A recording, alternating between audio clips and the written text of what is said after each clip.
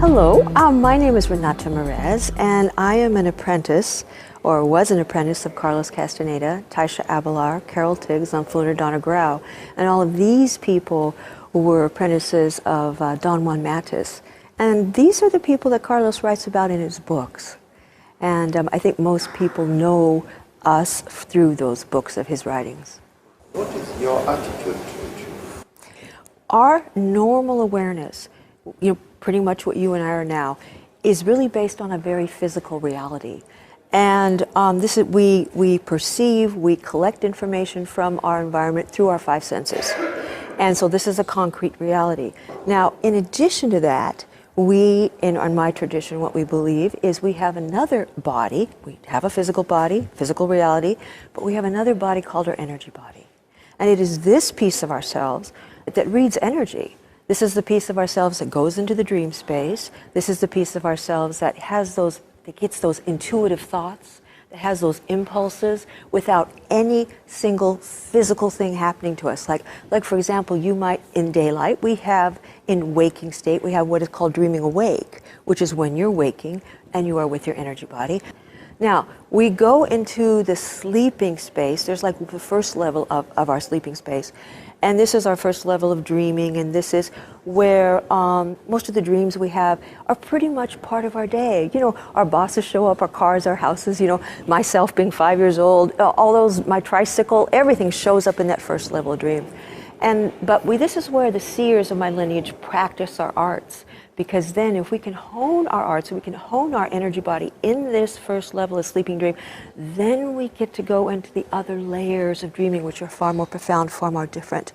These are worlds that are very unfamiliar with our normal awareness, worlds that are very unfamiliar with anything we have accustomed to in physical reality. This is where people, for example, it depends on where you go, it's very telepathic, it's very colorful, it's, there are beings there, they do not resemble human beings at all. If you compare that when the sun lights out, we have a shadow, everybody does have an energy body, and it's with us all our time. And this is what Tensei really teaches us, is how to reach it. Because as the seers describe, if we're just in normal awareness, this is only 1/2 of our energy.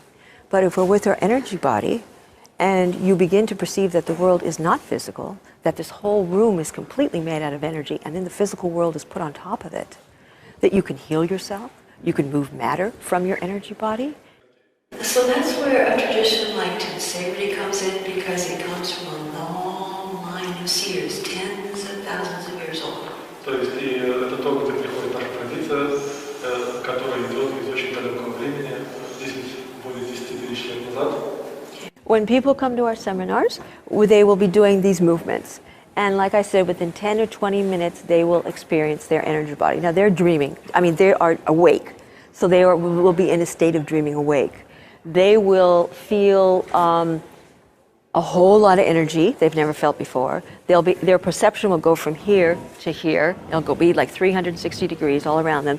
They'll close their eyes or keep their eyes open, and they'll be able to feel things in the back of their head. Most people can't in normal awareness. They're just kind of bicameral. We're all here, But they'll start feeling that. They'll start having interesting thoughts they've never had before. And that's just from 20 minutes of doing these movements. У нас левая рука тянется вверх, а за ней тянется правая рука вверх, как бы левая ведет правую. И при этом мы делаем вдох и выдох. Давайте сделаем несколько раз.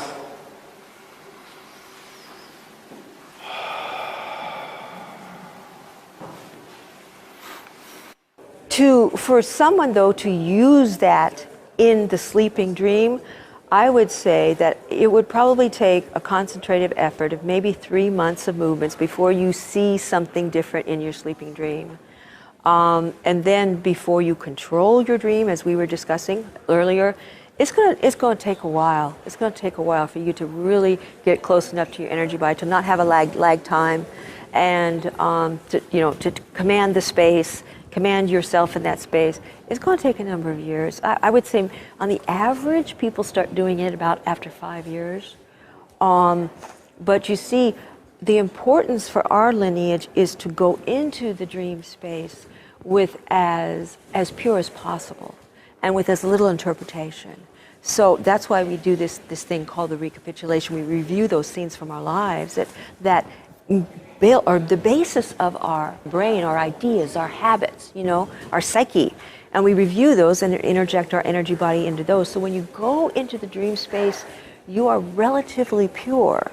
And you're just in that momentary, wow, this is really cool, instead of, oh, that reminds me of when I was 5 years old. When you're there and you're saying that, the whole dream is going to collapse because you've brought too much of your normal awareness into the dream space. You'll have no control over it.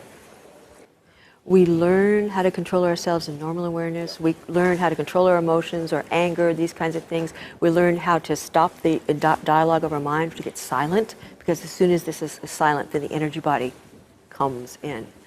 And so we learn this in our normal awareness, which transfers to that first layer and multiple layers of the sleeping dream. How that manifests in the sleeping dream space is I am in control of myself. I mean, you do understand that in normal awareness, I make my reality by what I think and by what I do. Well, your dream space is your reality also. So you make that space yourself. Okay. That we have the opportunity to perceive through our energy body and all of the realms of energy which it exists in. Что у нас еще есть возможность воспринимать при помощи физического тела и всю реальность энергии, которая идет вместе с этим. What you want to focus on, what we'll be focusing on, is a current scene of maybe some kind of conflict that you had. So once you learn how to control some of your habits and patterns here, then you learn how to control yourself there. So in that first, second, third, fourth layers of dream, you'll be able to tell yourself, well, there's a door over there. I want to walk to the door. Because, when we first start dreaming, we're kind of voyeurs. We're kind of sitting there, watching everything go by. Wow, look at that. Whoa, I'm flying. But I got no control over this. Nothing.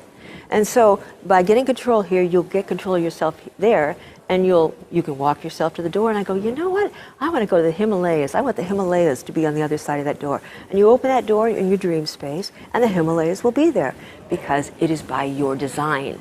The same thing as when other entities, as you were talking before about fear, would enter your dream. You can say, no, go away, and they will dissolve because it's your dream. So this is what we're after, is this kind of control. By controlling ourselves, we then are able to control the dream. But it doesn't work the other way around. It works from here out. Do I have dreams every night? I have dreams almost every other night. Lucid dreams where I'm in them and I'm in the space and I'm doing things, but every other night. Now, I have a lot of that first layer dream where I still practice my skills of moving myself around and moving from dream to dream and all that kind of thing. And maybe I would say, the very far out dreams, maybe I have a very far out dream maybe about once every 3 months, I would say. And then, you don't want to have those far out dreams without having your skills. Okay, well, I'm saying those level 3, 4, and 5, those level dreams where the worlds are completely different. So beings are crawling along tile, and they're very unusual, let's say. And so there's no more rules for you. Yeah. You're totally there, and you totally have to be fully energetically aware and walk or manipulate yourself through this space. And not be antagonistic. You don't want to be antagonistic to your environment there, and you don't want to get too much attention, So you just, but you learn how to do this. But that's what I call the far out dreams. Examples of it, I think I said earlier. Beings, like I say, don't look like this. Sometimes they're blobs of energy, and they're very telepathic, and they'll communicate with you, and you get sensations.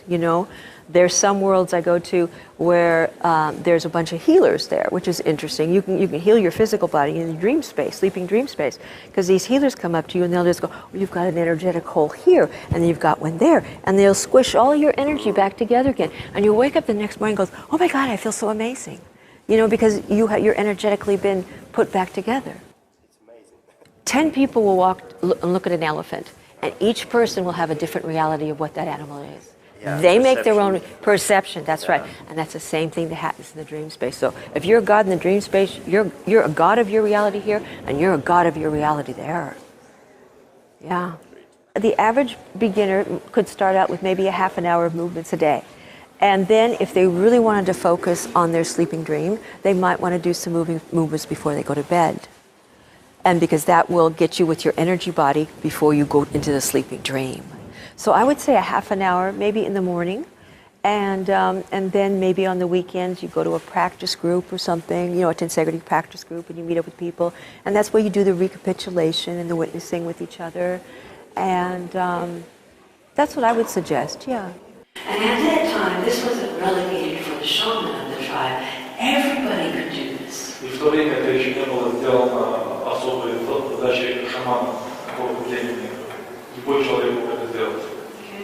Do you want some tips? Okay, how to keep a journal. Okay, you wake up, okay, you're in bed, okay, and you're just starting to wake up. Okay, so you wake up. All right, you just go, oh yeah, I'm starting to wake up. As soon as you do big physical movements, you've lost the dream space. So you don't. You wake up and you have a logbook and you have a pen, how it really close to you. You can kind of move your arms, but as soon as you move this stuff, you'll be back in normal awareness, okay? So however you sleep, you know, you gotta go, oh, I'm waking up, oh, I remember my dream. And you kind of just reflect upon the dream so you don't lose it.